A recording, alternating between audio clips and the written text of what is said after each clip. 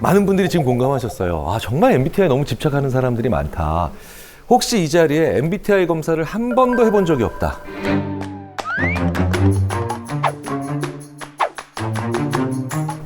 네. 네네네. 오, 네. 한 분, 두 분, 우리 이재용 씨를 포함해서 세 분, 네 분, 다섯 분, 여섯. 이 자리에 계신 분들이 한 5% 정도가 지금 해보신 적이 없고, 나머지 다른 분들은 거의 대부분 한 번씩은 해보신 거예요. 네. 아니, 얼마 전에는 뭐 대기업의 회장님을 뵀는데 어느 학교 교수인지는 모르는데 저보고 이러더라고요. ISTJ였다면서요. 이렇게 얘기해요. 와. 심지어는 왜 직원 뽑을 때 우리는 어떤 유형만 뽑겠다 이런 분들도 계시거든요. 실제로 MBTI로 사람 뽑겠다는 구인 광고가 있습니다. 우와. 저희는 MBTI를 보고 뽑아요. 네. ENTJ를 안 뽑는다는 겁니다. 아니 근데 왜 ENTJ가 진짜 되게 성격도 좋고 꼼꼼하고 약간 그런 성향인데 왜 ENTJ를 도대체 안 뽑는다는 거죠? 본인이 혹시 ENTJ이신가요? 네. 저 ENTJ. 네. 일로서 정확한 사람인데. 네. 저는 심지어 일찍 퇴사하거나 공금 횡령할 MBTI는 뭐냐고. 궁금해. 네, 그런 질문을 받은 적도 있어요. 네, 사석에서. 그렇게 먼 옛날도 아니고요. 네, 불과 한 3, 4년 전에.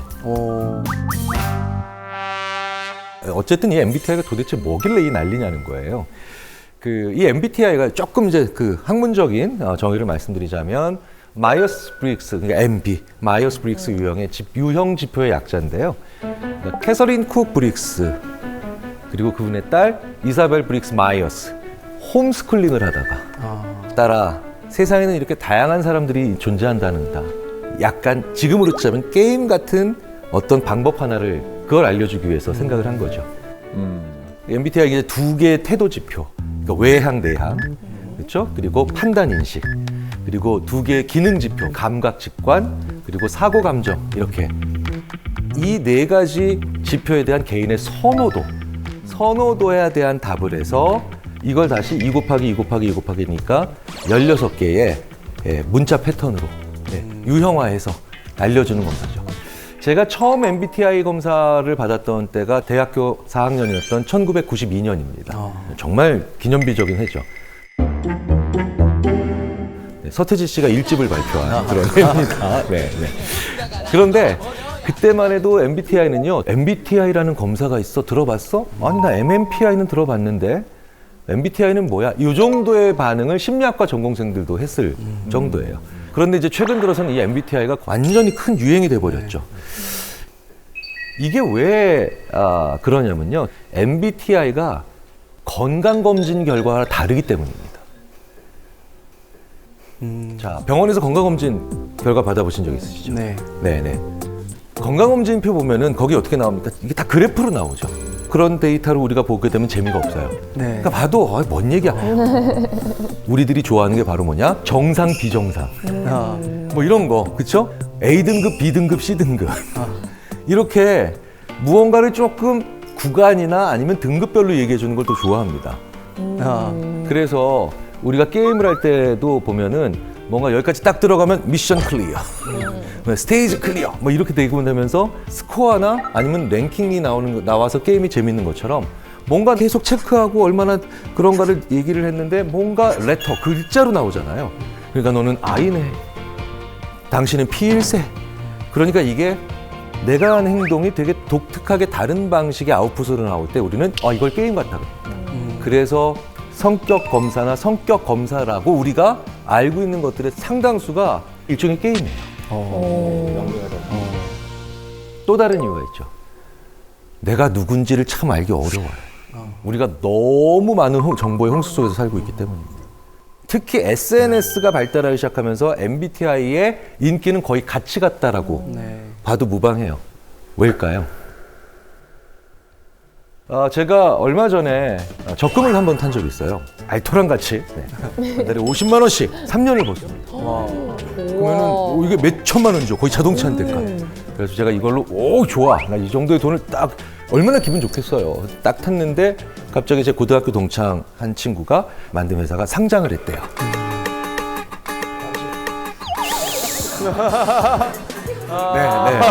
네. 제가 3년 동안 모은 돈이 걔가 어제부로 벌은 돈의 1%가 안 되더라고요. 네. 그러니까 저는 그저께까지는 이 지구상에서 제일 큰 부자인 것처럼 넉넉한 마음을 가지다가 불과 36시간 후인 오늘 아침에 어떤 식의 느낌입니까? 진짜 아무것도 아닌 존재처럼. 이 과거에는 이런 방식의 느낌을 가질 수가 없죠. 그러니까 내가 어떤 사람인가를 알아가고 그다음에 느끼는 게 나의 어떤 자아 정체감이라고 하는데 이게 너무나도 쉽게 바뀌는 거예요. 그래서 안 변하는 내가 무엇인지 궁금한 겁니다.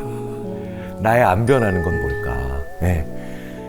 또 하나 우리가 막말이 요즘 굉장히 많이 나오고 있고 이상하게 막 하는 사람들이 점점 숫자가 늘어나는 이유가 막말하는 사람들은 최소한 솔직하다라고 하는 착각을 사회적으로 하고 있기 때문이에요. 네. 자, 신하영 씨, 지금 네. 누군가가 자기 다리에 커피를 쏟았어요. 근데 그 사람이 아이씨 해놓고 이제 뭐 숫자가 하나 나왔어요. 네. 이런 사람이 있고 다른 사람이 이럽니다. 저는 괜찮습니다. 왠지 첫 번째와 두 번째 어느 사람이 더 솔직해 보이세요? 두 번째는 확실히 솔직하진 않잖아요. 그렇죠. 네. 네. 우리가 이렇게 겸손하고 예의 바르다라고 하는 게 어느 정도는 자기를 가리는 거잖아요. 그러니까 엉뚱하게도 욕하는 사람, 막말하는 사람은 더 솔직한 사람이다. 야, 최소한 걔는 그래도 솔직하잖니? 라고 하는 착각들을 계속 사회적으로 만들어가야 돼. 그래서 미국에서는 정직성에 대한 주별 척도가 있어요. 이걸 State Integrity Investigation이라고 하는데 펠드맨이라고 하는 연구자가 페이스북 사용자 3만 명의 욕설 데이터를 가져와가지고 와, 진짜 다양하겠다. 각각 어느 주 출신인가를 확인한 거예요. 그러니까 여기에 정직성 순위가 있고요. 얼마나 그 주의 사람들이 평균적으로 솔직한가, 그다음 얼마나 더 욕을 많이 하는가. 정확하게 일치한다는 거죠. 막 욕하고 막말하는 사람도 있다면, 그래도 걔는 솔직하잖냐. 앞뒤가 같겠지. 그쵸. 적어도. 이게 착각하는 거죠. 이건 전혀 다른 문제인데도요. 그런데 우리 사회가 지금 되게 재밌게도 솔직하게 엉망인 얘기를 하는, 진심으로 헛소리하는, 진심으로 헛소리하는 사람들이 자꾸 권력을 잡고 있는 그런 세상들이 가고 있어서 정말 위험하고 두렵고 문제가 있다는 걸 느끼죠. 실제로요, 이건 미국에서도 아주 오랫동안 검증이 잘 되어 왔다는 건데, 더 괜찮은 후보를 뽑는 게 아니라 진정성이 높은 후보. 근데 그 말이 진실인지는 관심이 없다는 거예요. 너무나도 유명한 예가 막말의 대가 바로 도널드 트럼프잖아요. 네, 그렇죠? 트럼프가 했던 이 대표적인 상대 후보를 향했던 얘기가 있습니다. 저 사람은 민간 기업에 취업도 못할 사람이다. 그리고 자기 자신을 비난했던 한 의원의 지역구인 볼티모어에 대해서는 이렇게 얘기했죠. 역겹고 쥐가 들끓는 난장판이다. 누구도 살고 싶어 하지 않는 미국 최악의 지역이다. 이런 이상한 소리들은 심리학에서 이제 정규적인 용어로 등극을 했죠. 영어로 bullshit. 우리말로 개소리. 그런데 우리나라에도 많죠. 사이비 교주들이 거기에 해당되고요. 상당히 많은 사람들이 그래도 진심이네 라고 하니까 믿는 거예요. 이 자리에 계신 많은 분들은 야, 그래도 정상적인 지적 수준을 가지고 있는 사람이 어떻게 저런 소리를, 우리는 지쳐 있을 때, 외로울 때, 낙심했을 때, 무기력할 때 많이 배운 사람과 적게 배운 사람, 부자 가난한 사람 가리지 않고 우리는 진심인 사람 얘기에 귀를 기울입니다. 그리고 그 사람은 솔직하다라는 가면 속에서 자기들이 원하는 걸 계속해서 착취하죠. 대부분 막말하는 사람들은 이제 일단 남의 얘기를 잘 안 듣는 성향들이 있고, 그러니까 그런 막말러가 앞에 딱 있고 나한테 막말을 했을 때 제가 어떻게 대처를 하고 대응을 할 수 있을지 그 방법이 좀 궁금해요. 한번 생각을 해봤어요. 그 막말을 우리가 전혀 다른 영역에서 제일 비슷한 짓으로 뭘 해줄 수 있을까? 다른 심리학자들이랑 한번 얘기를 해봤더니요, 이러더라고요. 그 인간들이 우리한테 바바리맨 짓을 하는 거라고. 왜냐, 바바리맨이 와서 슉 하고 자기 짓을 하고 나가죠. 근데 우리가 받는 충격은 굉장히 심하고, 그리고 사회적으로 문제가 커지며 굉장히 그들은 이상한 걸 우리로 하여금 취하고 가요. 그렇죠. 육체적 막말이죠. 근데 재밌는 건 바바리맨들에게 네가 제일 범행하기 쉽고 계속 범행을 집중적으로 하게 되는, 지속하게 되는 그런 사람이 누구야? 라고 하면 못 본 척 지나가는 사람. 네. 왜? 그럼 계속 쫓아가면서 해도 되는 거예요. 더 해주고 싶어. 네네. 심리학에 또 이런 얘기가 있죠. 막말을 통해 승리한 사람 모두 결국 다음 승리를 막말을 통해 갈구한다. 그래서 반드시 반응해야 됩니다. 근데 그 반응을 같은 방식으로, 그럼 네가 벗었어, 나도 벗었어, 이건 아니잖아요. 네. 그 막말에 대해서 똑같이 막말로 비난하는 건 오히려 문제를 꼬이게 만들어내는 거죠. 네. 그런 막말하는 사람이 왔을 때 내가 어떻게 얘기해야 되는가? 웃지 말고, 화내지 말고, 단호한 언어. 이 삼박자를 다 가지셔야 돼요. 쉽지 않죠. 당황스러우니까. 왜 그렇겠어요? 자주 있는 일이 아니니까. 연습하셔야 된다는 거예요. 저는 내용은 단호하게, 그 다음에 말투는 친근하게. 그래서 절대 안 돼. 절대 안 돼. 잘 연습해 놓으십시오. 자기 색깔을 가지고 있는. 답은 나만 알고 있는 겁니다. 이런 경우는 어떻게 되냐면요. 그 사람이 자기 패를 보일 때에만 내 패를 먼저 내가 보여줘야 됩니다. 아, 내가 솔직하지 않으면 상대방도 나한테 솔직하게 나오지 않겠구나, 안 보여주겠구나 라고 하는 그런 느낌을 가지게 해야 됩니다. 저도 그런 친구 하나 있어요. 상당히 친한 친구인데 자기 부모님의 부고를 알리지 않았던 경우가 있어요. 네, 부고를. 네. 전 적잖은 충격을 받았어요. 네. 지난 30년 동안 저한테는 힘든 모습을 안 보였던 거예요. 그러니까 그때도 안 보이더라는 거예요. 그래서 제가 얘기했죠. 나도 똑같이 힘든 일 있을 때 너한테는 알리지 않을 거야. 실제로 그렇게까지도 얘기를 했습니다. 그 친구가 곰곰이 생각해보고 저한테 단단히 사과를 하더라고요. 가깝고 친한 사이라면 보일 건 보여야 됩니다. 그런데 그 중에 하나가 바로 뭐냐? 내 감정이에요. 난 괜찮아. 그냥 좋은 말이 아니라는 거예요. 그 사람과의 관계를 더 이상 발전시키지 못하게 만드는 차단막이나 아니면 장벽이 될 수도 있어요. 자기 혼자 안 불편한 척, 자기 혼자 괜찮은 척. 예, 이것도 또 하나의 위선이라는 걸 우리가 한번 생각을 해볼 필요가 있다는 거죠. 그런데 어떻게 그 사람만 잘못이 있을까요? 그 사람이 늘 나랑 있을 땐 괜찮다라고 얘기하는 건 사실 나한테 문제가 있을 수도 있습니다.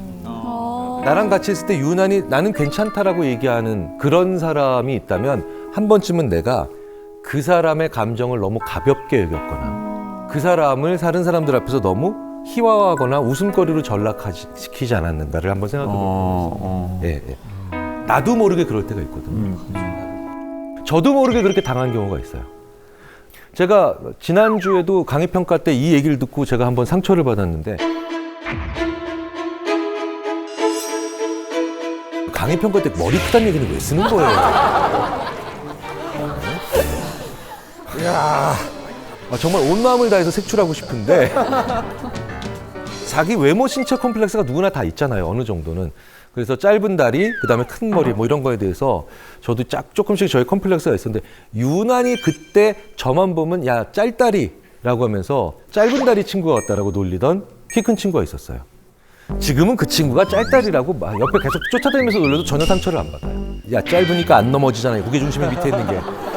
한국 유도가 왜 이기는 줄 알아, 임마? 안 넘어가는 줄 알아? 막 이러면서 이제 쉽게 오히려 즐기면서 얘기를 하는데, 저한테 한 대학교 1학년 그 시기에 유난히 고농담을 많이 했던 그 친구는 전혀 악의가 없는 친구였거든요.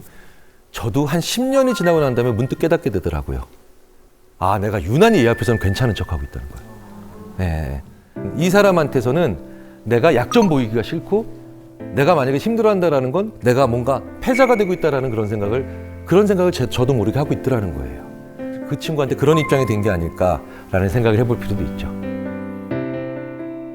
항상 밝은 게 그런데 꼭 안 좋은 것만은 아니죠. 긍정적인 경우도 있습니다. 바로 이런 거예요. 아주 자기 인식 능력이 좋은 사람들. 주위에 이런 분들 있죠. 오늘은 안 나가야 되겠어. 그래서 왜? 그랬더니 오늘 나가면 말싸움 딱 붙어서 싸우기 딱 좋은 날이야. 오늘은 안 나가는 게 상책이야. 전 처음에 너무 재수가 없어가지고 야 네가 무슨 뭐 노스트라다무스야? 네가 그걸 어떻게 알아? 그런데요. 그 친구는 저보다 한 10년 먼저 자기가 자기를 볼 수 있는 능력을 생각해서 이제 그게 되고 있는 거더라고요. 그냥 귀찮아서가 아니라 이런 상태에서 나가면 많이 지칠 것 같다. 상처받을 것 같다. 이런 것들 있잖아요. 자기가 밝을 수 있을 때에만 밖에 나올 수 있는 정도의 사람들. 그만큼 내가 나를 잘 알고 있다는 거예요. 이거 진짜 기령 좋은 사람. 우와. 내 감정이 무엇을 말하고 있는지를, 내 감정 상태가 어떤 시그널을 주고 있는지를 또 정확히 아는 거. 이걸 메타 정서라고 하죠. 메타 정서가 좋은 사람들이 이런 분들이에요. 내가 기쁨에 민감한 날 밖에 나가서 재밌게 놀고, 화에 민감한 날 사람들한테 거리 두고, 그리고 우울에 민감한 날 혼자 있지 않고 조금이라도 뭔가 사람들과의 접촉을 만들어내는 거죠. 위에서 쳐다볼 수 있는 이런 메타 정서 능력이 떨어지는 분들은 화에 민감하고 예민한 날에 사람들 만나러 나가요. 아, 굳이. 바로 싸우죠. 그 시그널들을 제대로 파악하지 못하니까 맨날 친구들끼리 뭐 칼부림 났네 시작해가지고 어떻게 모임에서 만나서 뭐 의절했네 이런 사람들이죠.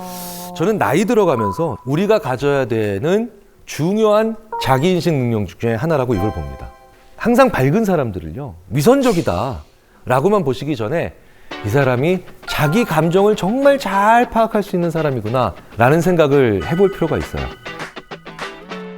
저는 그게 너무 어렵더라고요. 꼰대 짓을 하지 않으면서, 그러니까 좀 지혜롭게 잘 조언을 하고 후배들과 좋은 관계를 맺을 수 있는지 좀 실질적인 팁이 있으면 좀 부탁드릴게요. 그것에 대해서 정말 고민을 많이 한 미국의 언어인지 심리학자가 있습니다. 마이클 토마슬러라고 하는 분인데요. 두 가지 원칙을 지키면 내 말이 훨씬 더 꼰대스럽지 않게, 하지만 내 경험이 더 잘 그들에게 스며들 수 있고 후배들도 들을 수 있는 말이 된다고 합니다. 바로 뭐냐면, 성공은 기술하고 실패는 설명해라. 기술, 조선왕조실록 있는 그대로 써주는 거예요. 성공한 건, 선배님 그때 성과가 좋으셨다면서요? 야, 그때 말이야 남북관계가 그때 정상화가 됐어. 유가가 그때 떨어졌지. 조선왕조실록처럼 담담히 그때 당시의 정황만 얘기해 주는 거예요. 들어가면 안 되는 게 뭐냐? 나. 실패는 설명하라. 설명은 삼국지, 주인공 있는 거죠. 선배님 그때 왜 이렇게 안 좋았다면서요? 아, 그때 내가 뭐가 문제였냐면 말이지. 그러면 내가 가진 경험을 완전히 받아들일 준비가 돼 있죠. 요거 거꾸로 하죠, 대부분. 자기의 성공을 설명하죠. 그렇죠. 신나게 그냥 나의 네, 무공을. 그렇지. 밤을 자지 않고. 근데 되게 재밌는 건 그런 선배가 자기의 실패는 기술해버리면 되게 기만적으로 보이죠. 그때 국제정세가 안 좋았다. 그때 유가가 지금 저참하게 떨어지고. 변명 같고. 성공은 기술하고 실패는 설명하면 굉장히 후배로서는 받아 적고 싶은 선배들의 말이죠. 나이 든 꼰대, 젊은 꼰대 모두 막론하고 꼭 하는 말이 하나 있어요. 이분들이 많이 하는 얘기가 뭘까요? 그쵸. 네. 뒤에서 다 해주시는. 1000만 불짜리 그 용어인 것 같아요. 라떼는 말이야. 그쵸? 네, 네, 정말. 그런데요. 하셔도 돼요. 나 때는 말이야. 그 말 자체가 나쁘기보다는 결국 내가 말이야. 너희 때는 말이지. 내가 너희들을 알지. 이렇게 얘기했다는 거예요. 그 세대를 비교해버리면서 혹은 차별하면서 균형이 무너지는 말이 됩니다. 그래서 라떼는 말이야보다는 우리 때는 말이야가 좀 더 괜찮아요. 내가가 아니라 우리 때는 말이야 우리가 이렇게 힘을 합쳤어. 이렇게 얘기하면 그래? 그때는 그렇게 힘을 합쳤다는 거지. 이 선배의 이야기가 그렇게 위선적으로 보이지 않는다는 거예요. 그래서 진짜 안 좋은 칭찬이 바로 뭐냐면 요즘 젊은 사람답지 않게 일을 참 잘해요. 요즘 젊은 사람을 한 방에 보내버리는 말이죠. 근데 우리가 이런 말 되게 많이 해요. 반대로 우리 이재용 씨께서 김용준 씨한테 이런 칭찬 들었다고 생각해 보세요. 기분 되게 이상할걸요? 선배님, 나이 드신 분답지 않게 옷을 참 잘 입으십니다. 나이 드신 분답지 않게 옷을 참 잘 입으십니다. 어머 어머. 그 세대 내를 비교하거나 뭔가 우열을 매기면서 칭찬하거나 아니면 심지어는 덕담해도 좋은 결과는 안 일어납니다. 가장 좋은 칭찬과 대화는 우연한 득점에 있습니다. 어렸을 때 제가 아무 생각 없이 신발을 다 나가실 때 편하게 신도록 돌려놨어요.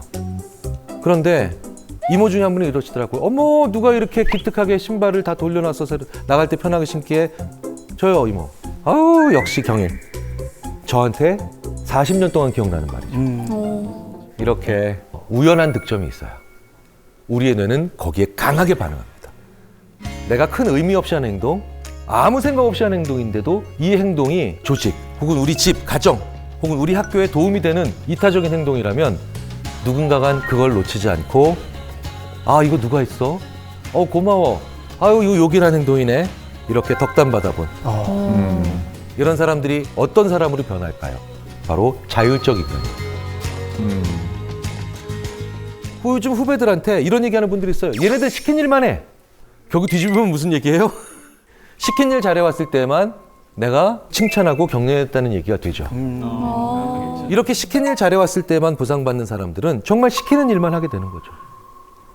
우리 어른들이요, 우리 후배 세대들, 우리 자녀 세대들이 큰 의미 없이 하는 행동도 분명히 사회에 도움이 되고 있는 정말 많은 그런 행동들이 있을 겁니다. 그런 행동들을 하나씩 찾아내서 잘했다, 고마워 라고 해주면서 우리는 그들과 훨씬 더 자율적으로 공존할 수 있는 그런 사회가 될 수 있지 않을까라는 생각이 듭니다. 네. 타인에 대해서 알려면요, 제일 좋은 건 이런 표현을 저희들이 많이 씁니다. 그 이해할 수 없는 모습이 분명히 내 안에 있을 거라는 거죠. 네. 그리고 그걸 발견하게 되면 그러면 그때부터는 내가 주인공이 되니까 그 사람이 왜 그러는지를 알아내기가 굉장히 쉬워져요. 내 안에 저 사람이 보이는 아주 이상한 모습이 좀 정도는 약하더라도 나한테 있다라고 하는 걸 알아낼 수 있는 제일 좋은 근거가 바로 뭐냐? 평상시에 일기 써놓으시는 거예요. 네. 여기서 중요한 팁 하나가 있습니다. 일기를 아침에 쓰세요. 어저께 일어난 일이잖아요. 그 감정 속에서 살짝 벗어나와서 쓰는 거예요. 어제 이런 일 있었고 저런 일 있었고 저런 일 있었는데 이래서 좀 그랬음, 이래서 좀 저랬음. 끝이에요. 그 일기 속에서 원망이나 아니면 행복이나 기쁨이나 막 번민에 막 묻혀 있는 그런 일기가 아니라 그걸 이렇게 한 발자국 떨어져서 이렇게 보는 눈이 생기더라고요. 일기 안에 있는 나와 대화를 하거나 그걸 잘 쳐다보면 내가 나를 볼 줄 아니 타인도 이제 볼 수 있게 된다는 겁니다.